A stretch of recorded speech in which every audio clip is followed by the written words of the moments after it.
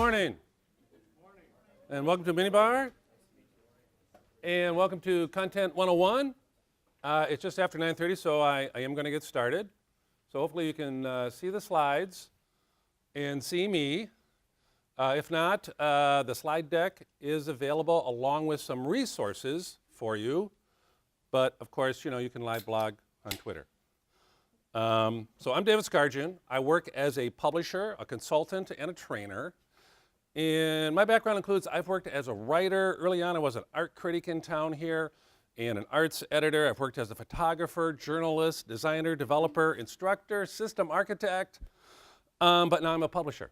And my publishing imprint, Word and Image, is a member of the Midwest Independent Publishers Association. I'm also with the Minnesota Book Publishers Roundtable. And what I noticed is that in the past couple of years, the publishing world has turned upside down.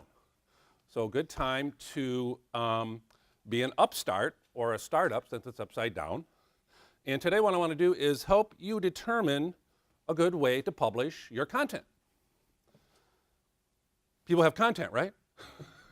Or content strategy, or content marketing, or a content management system. Or anybody got a book or a story they've written? Anybody thinks they have a book inside of them they could write? Okay, yeah, most of the things start to go up. How about a song? Any musicians? Okay. Anybody a script writer or filmmaker want to do a movie? Anybody just have an idea that needs to go somewhere and it needs to be packaged as content?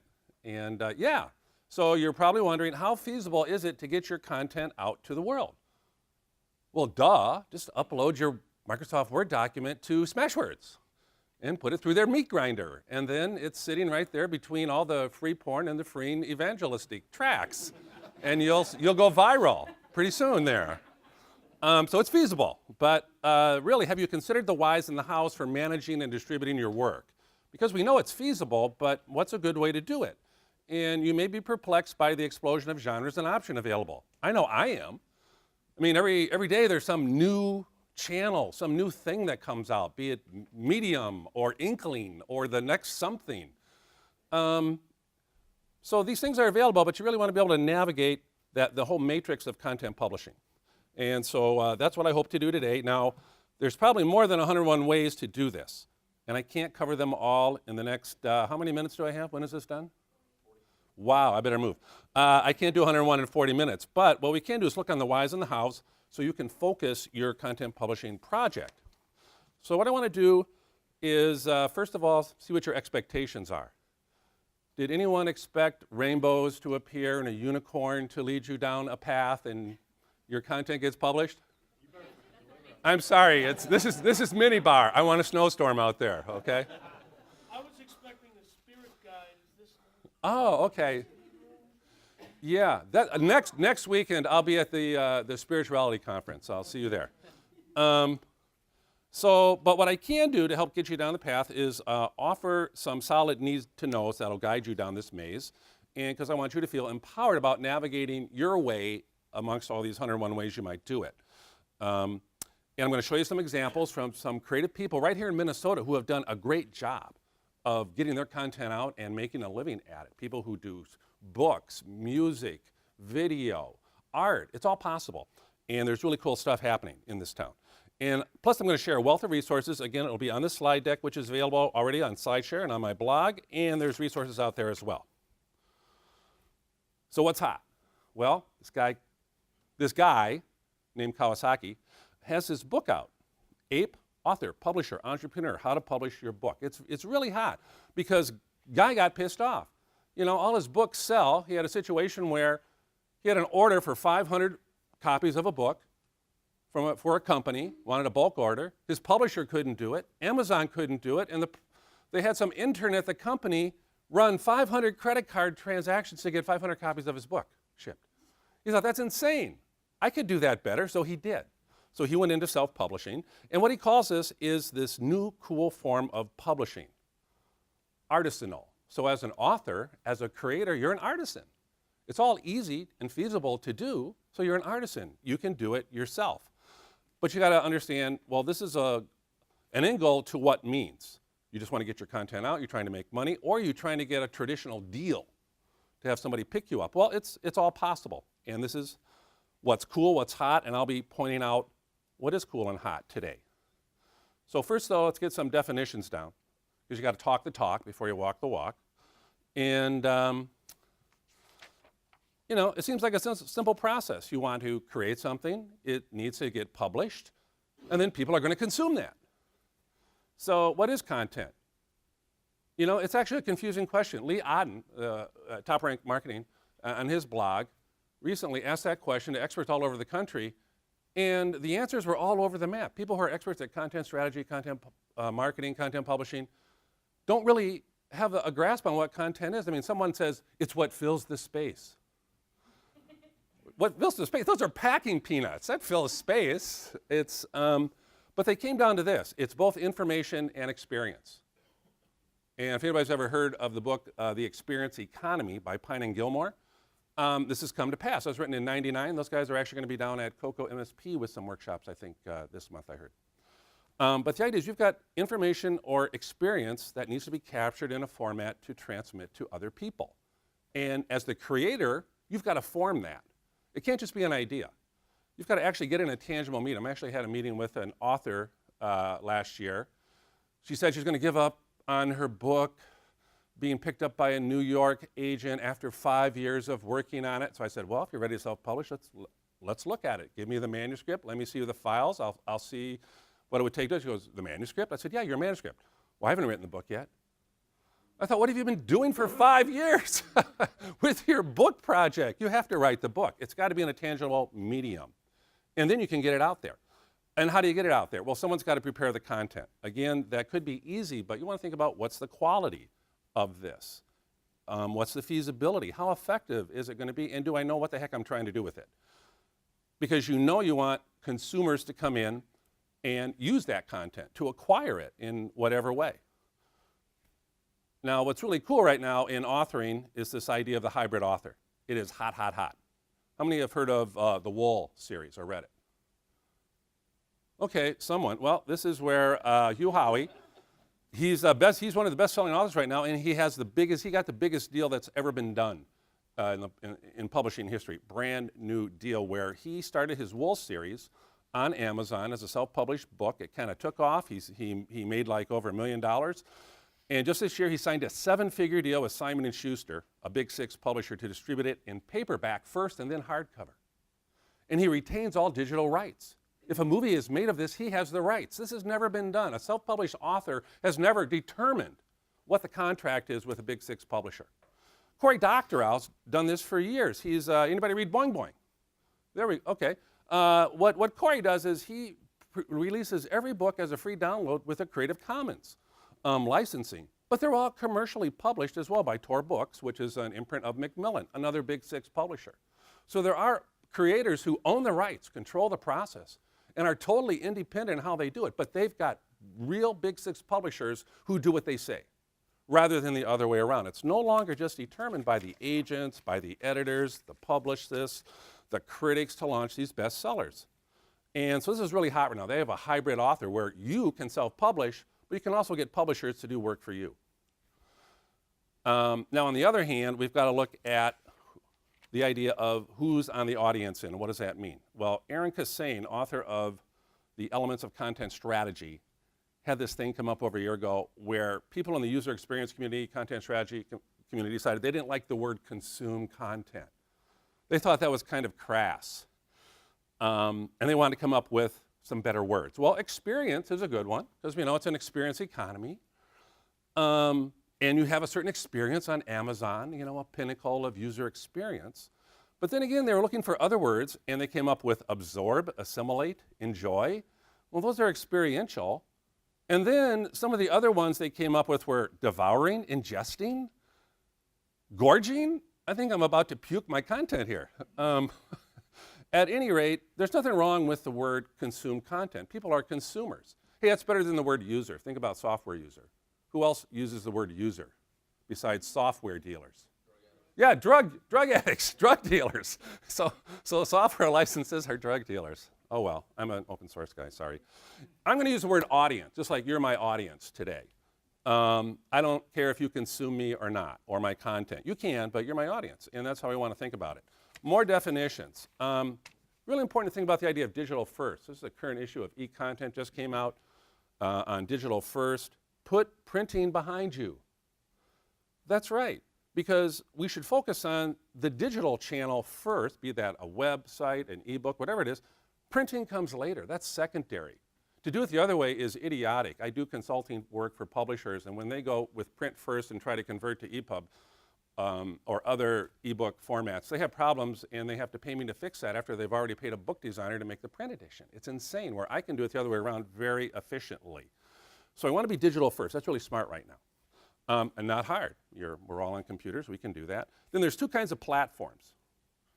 The word platform, you think of, if you're a developer, you think of the production side. It's an application framework. But in publishing today, for writers, we think of your platform is your audience. So you're my platform right now.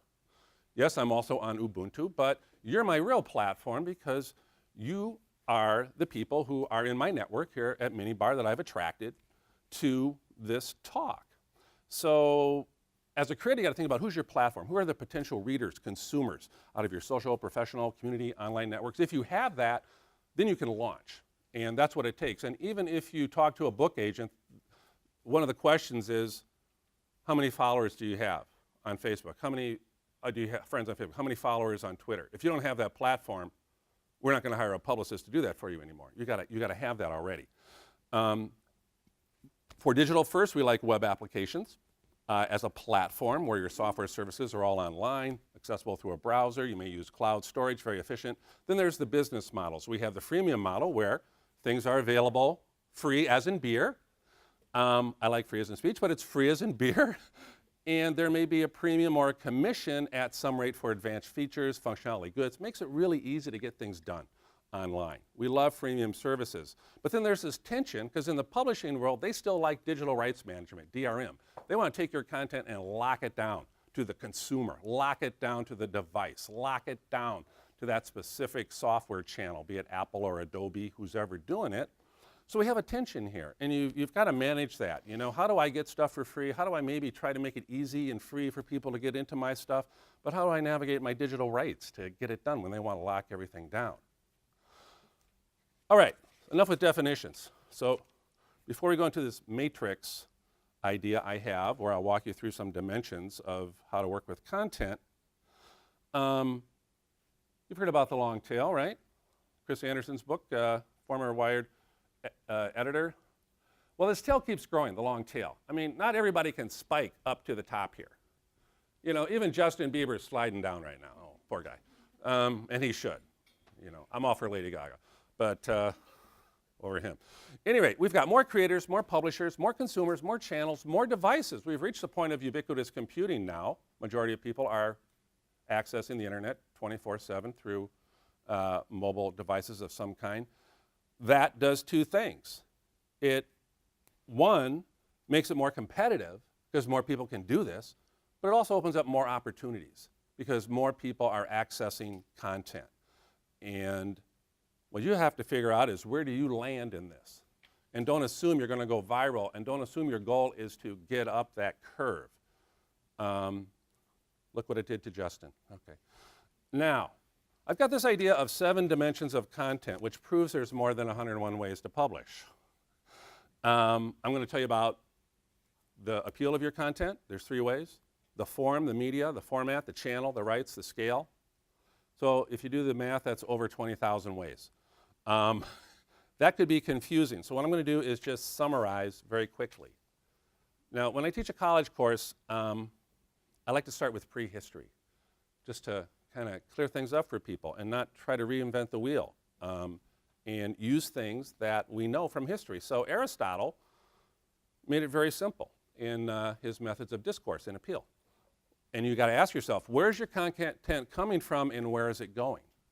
So from a perspective of ethos, it means, hey, my content is authoritative, and you trust me, and you like my style of giving you that. Or maybe it's pathos, where I got a story with some emotion, some imagination, and people are going to emphasize and be moved by that.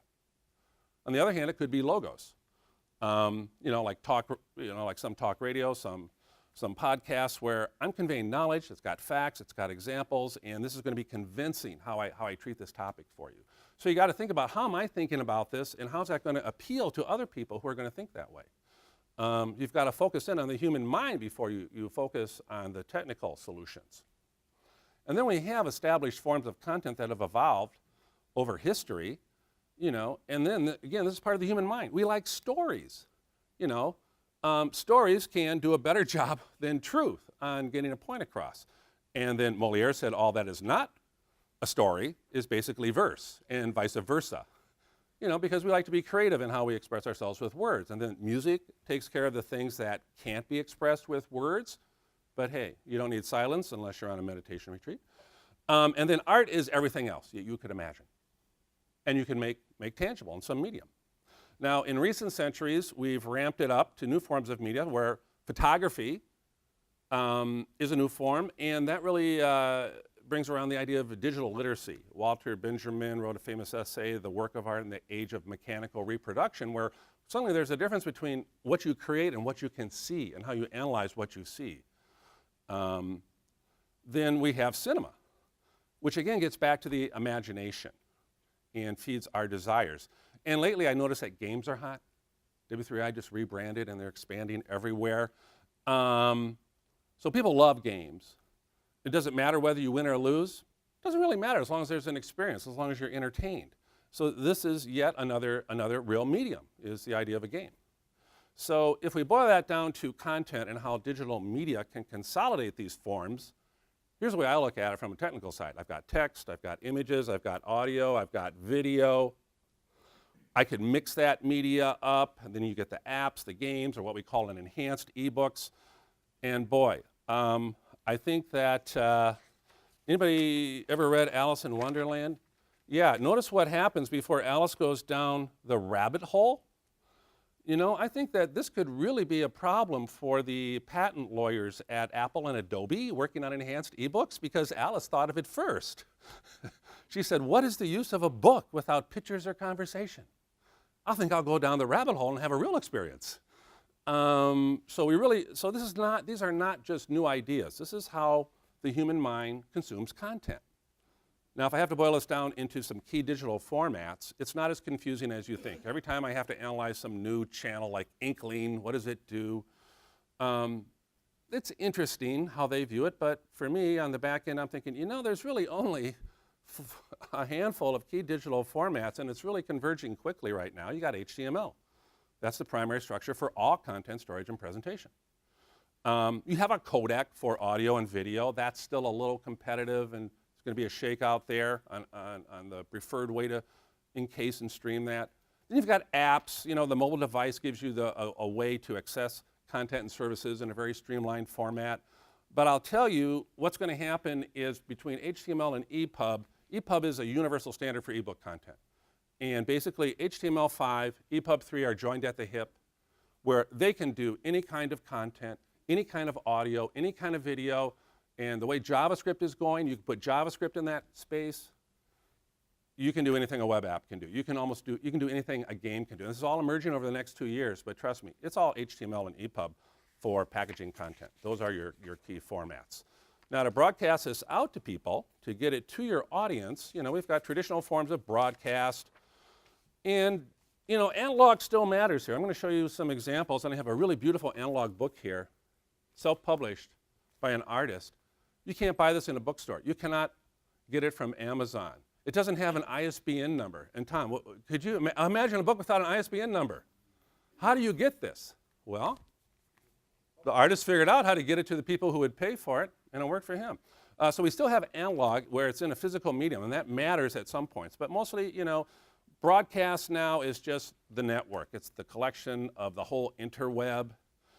But then again, we've gone from analog to digital, where I would like to take a book like this and put it in my device and make it portable. I don't necessarily, with my Kindle, my Nook, my whatever it is, my iPad, I may want to take it offline and really own that content myself.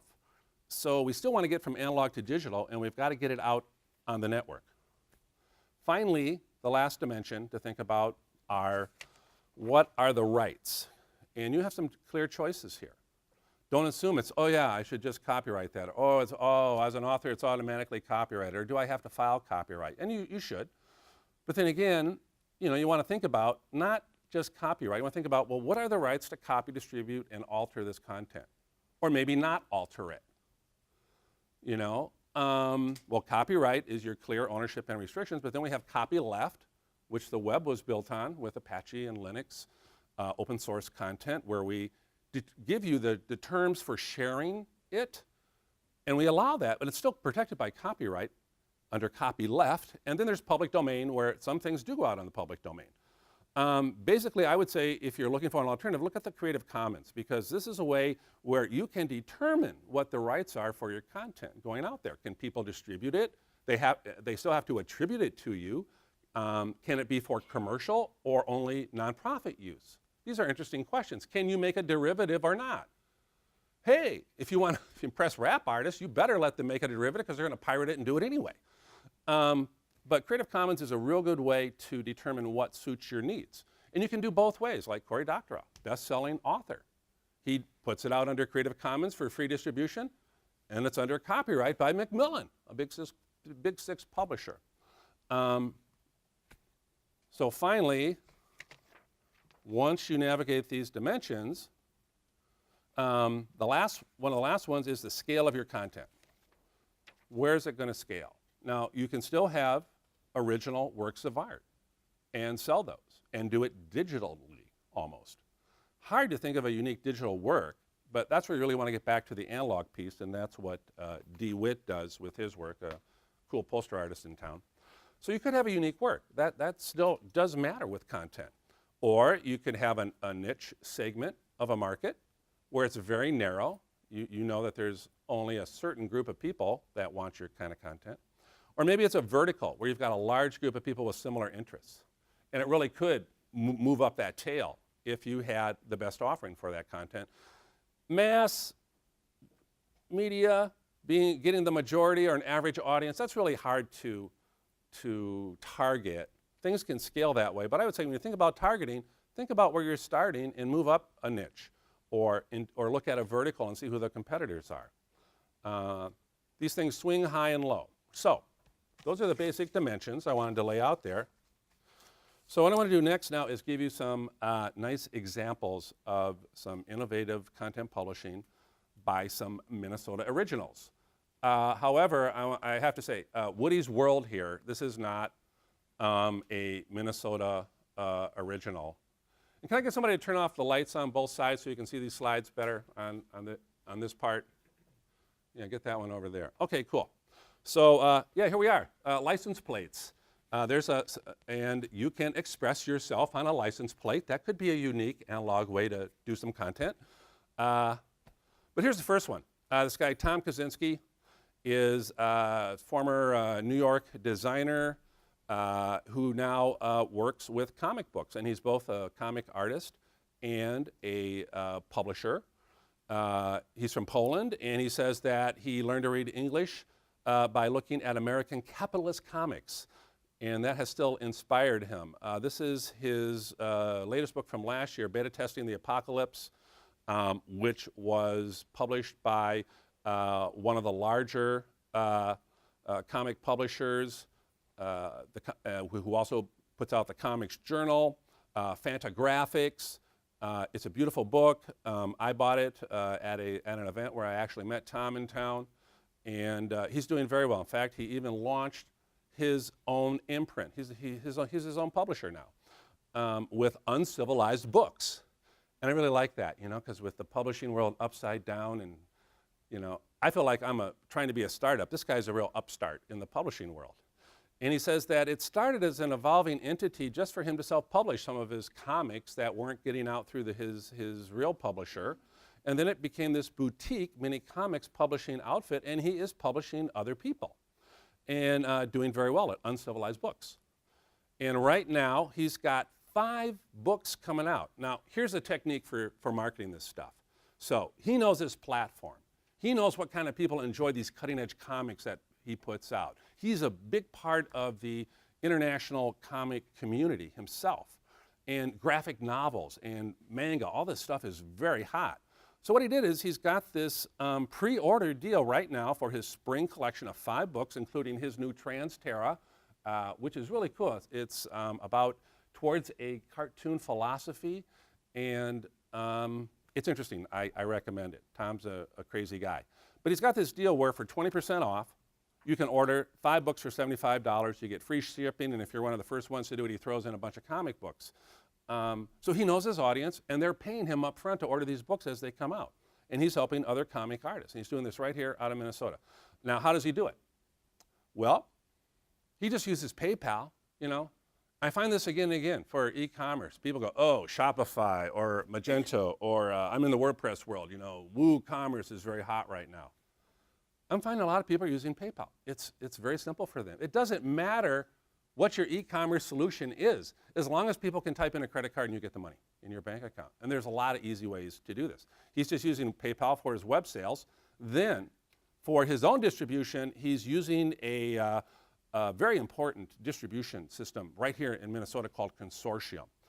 This is for established publishers only. You can't do this as a self-published person, but because he's working with other authors and he's an established, you know, comic book artist himself, he was able to get a deal with Consortium where they warehouse and inventory his books, they do the shipping, the returns, they get it in the bookstores, they handle everything for him, they have sales and marketing services, and Consortium is one of the largest alternative distributors in the nation, handling all kinds of small presses. Right here in Minnesota, he used them.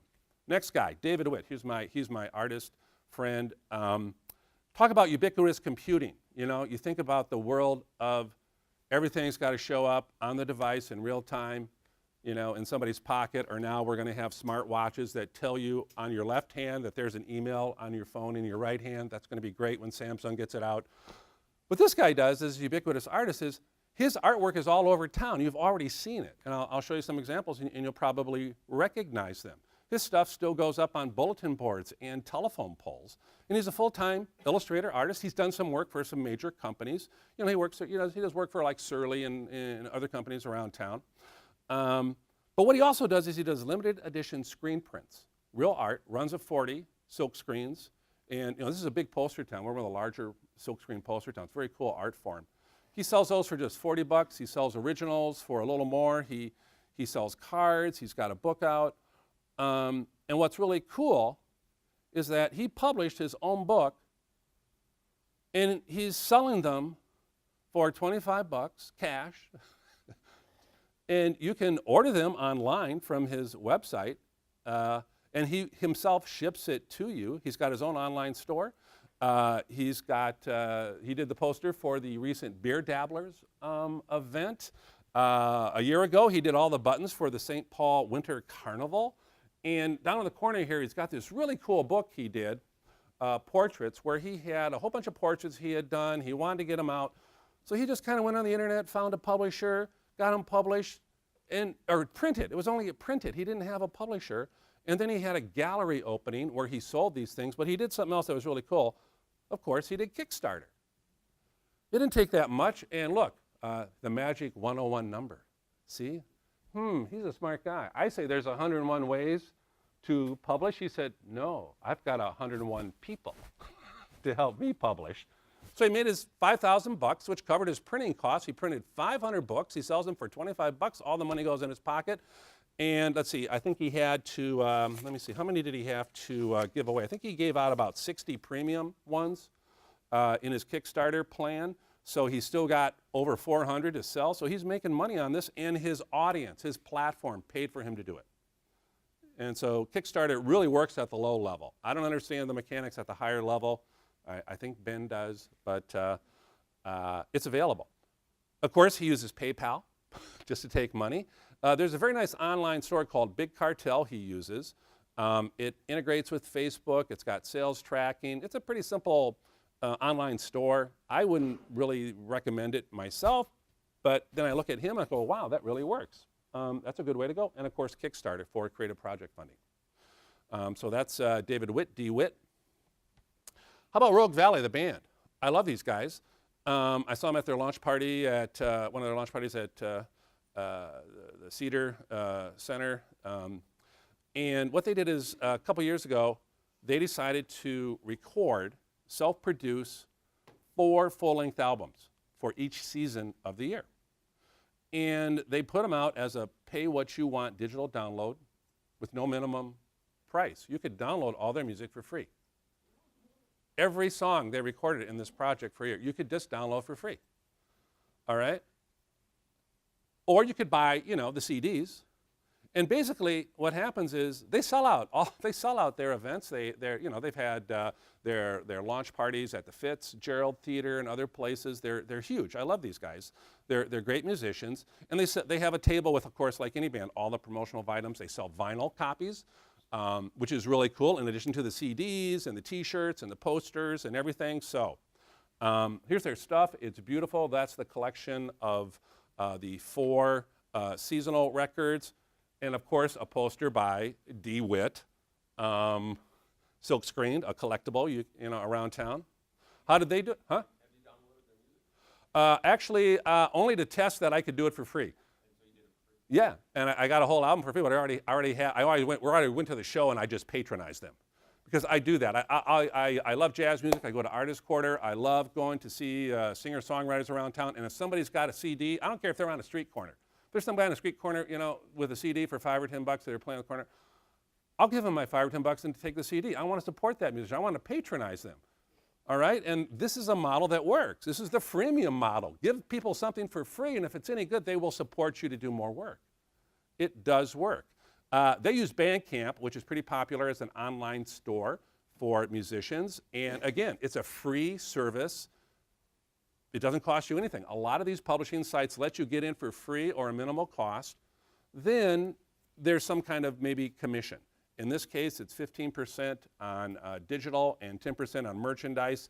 And I believe the digital goes down to 10% after $5,000. So that's a real good model for them. Also, they have an agent in town to book their gigs. Ripple Entertainment books them, does their branding, their marketing. So they're well connected with artists, with the music scene around town. They're very savvy, but hey, they're just a band. They want to get their music out. You know, they had to hole up in a house and record their music, you know, for months at a time. But they got to get out there and sell the music and the merchandise too. So so luckily they figured out, hey, this is not hard to do. Bands know how to get their content out to their audiences. They could use iTunes, but they did it their own way. And I really like that they use their own energy. They control it. They do exactly what they want. They have a good time. Their fans support them. Here's an associate of Tom and mine, Marley Cornell. She's a writer, editor, publisher right here in St. Louis Park, Minnesota. She's a real go-to ghostwriter for a lot of people in town. Very smart lady. She wrote a book about her daughter, The Able Life of Cody Jane. Her daughter had some physical disabilities, but she had a wonderful life as a survivor. So she wrote this story, and then rather than find a publisher, she thought, you know what? Kind of like with me. Hey, I work with these publishers. I see what they're doing. Some of them are having troubles, and maybe I should just do this myself. I can see how to get it done right. And she did that. She created her own imprint, Light of Light Publications.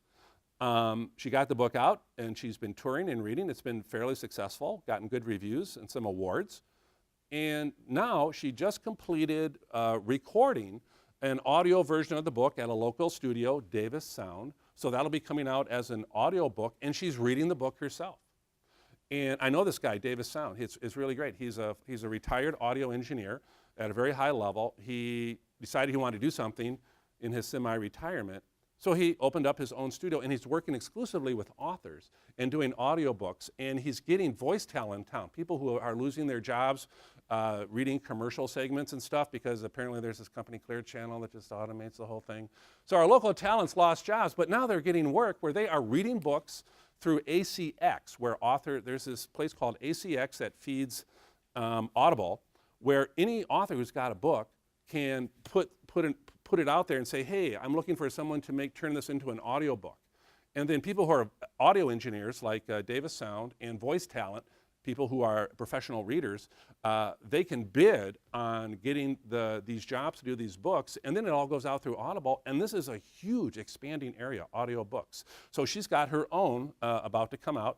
How did she do her stuff? Well, it's a little more complicated because she's a real publisher. So she created Light of Light Publications, hard to become your own real publisher, and she's going through another distributor in town, and this one is Itasca Books, which is a division of Bookmobile, again, for established publishers only. But this way she can have them do the fulfillment for direct orders from her website, as well as getting it out to all the bookstores through the real publishing, traditional publishing distribution network, which is really hard to do these days because Barnes & Noble doesn't want books anymore. They're looking for games. They're lucky to keep their stores open. There are emerging alternative neighborhood bookstores. I think there were about 3 that opened up last year in the Twin Cities. Neighborhood bookstores are kind of a cool thing. So books are very selective now. So rather than go for a traditional publishing deal, you're better off publishing your own book, getting some platform recognition on Facebook, on Twitter, on things like Goodreads or Library Thing, getting some reviews out there, and then targeting your book in gift stores or local bookstores. And if you can get with a real publisher, they can go through distributors like Itasca Books and Bookmobile. This is MIPA, our local affiliate of the National Independent Publishing Association, and there's some really great events coming up if you're interested in doing self-publishing of a book. On April 10th at Jewel downtown is the vendor fair, the annual vendor fair for the Midwest Independent Publishers Association. I will be there along with a few dozen other professionals. These are people who can do editing for you, book cover design, print on demand. If you're looking to self-publish, we have people in town who can do this. Now, if you're really serious and you want to do it like Guy Kawasaki is saying, oh my God, it's possible, you could be the new artisanal self-publisher to become the hybrid viral author of the year. Well, the IBPA has their annual Publishing University, April 26th and 27th in Chicago. Guy will be kicking that off along with dozens of publishing experts. So it's like anything. We have communities of people who do this, just like MinneBar is a community of developers, startup business people. We have a big publishing community here in the Midwest.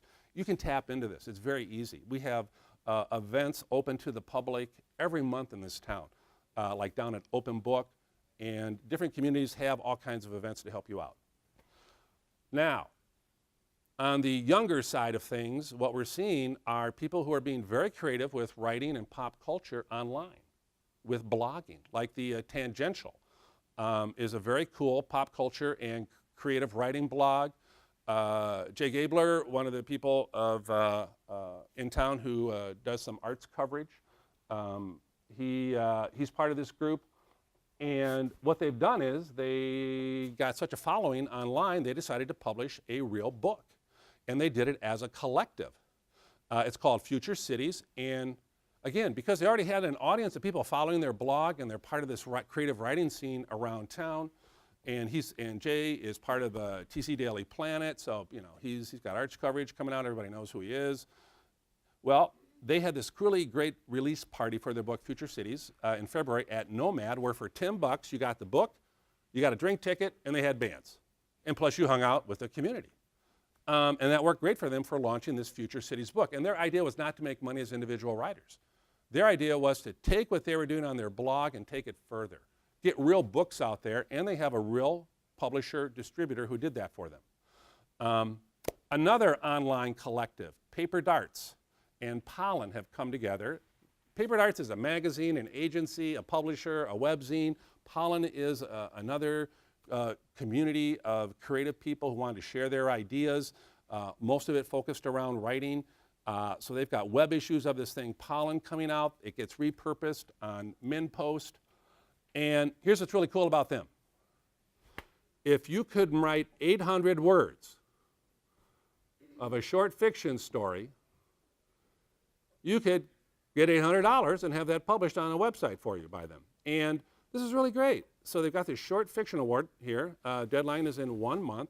The judge is Elliot Holt, who is a Pushcart Prize winner, a famous, a really emerging, popular, creative writer in New York. With her first book, You Are One of Them, coming out on Penguin Press in May. So that's going to be a huge book when it comes out. It's already got, critics foaming at the mouth to write about this woman, and she's going to be the judge for this hot little short fiction award. So again, it's a community kind of sharing the energy here, saying, hey, it's not just about us. We want to show that we can have one of the best short fiction programs in the country right here in Minnesota.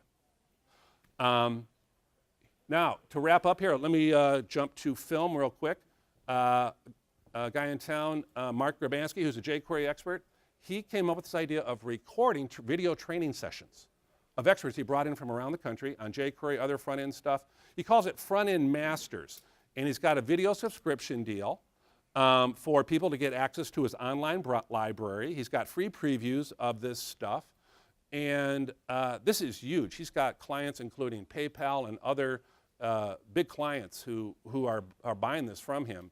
And how did he do it? Well, he, just like we've got video here, he got a professional video set up in a room about this size where he has a live audience with an all-day workshop. So these are like 3-4 hour segments, packaged together. And what he does is he does the video marketing with sample videos on YouTube for free, and then he uses Vimeo Pro. So he's got the best streaming video service that he can get there. And he can control access to those videos. Originally, when I looked at when he launched this last December, I did a little consulting for him. What he was doing is he was having people download like 30 megabyte QuickTime files. Talk about the wrong codec. QuickTime, that's going to break. I've seen this a lot. A lot of people still think QuickTime is a good way to go for video. No, you don't want to do that. You want to stream. You want to stream online. Don't worry about the codec. So then he converted right away using WordPress and Vimeo, got this stuff out, and he's making money with these really cool training sessions. If you're interested in filmmaking, here's some of my last tips of where you can get information. There's going to be a great filmmaking conference right in town here in May with Lawrence Weiler, who is like a breakthrough guy in new forms of media and storytelling. Also, if you go to the upcoming Minneapolis St. Paul Film Festival, there are going to be 34 new films that are all made right here in Minnesota. You got people like Shelley Ainsworth involved. She just did a $25,000 Kickstarter last year to produce her own film. Finally, if you need to do a website or you want to do blogging, we've got a WordCamp coming up right here in April. It's only $20. It's going to be at MCTC the first day, April 27th. Second day is going to be more specialized on the 28th at the Minneapolis Public Library. There's information on that. And if you go to my website, wordimage.com, I've got resources. I have a blog with this slideshow, and I've got 10 tips for independent authors to guide you through the self-publishing process. And hey, if you have any questions, feel free to see me, and have a great MinneBar. Thank you.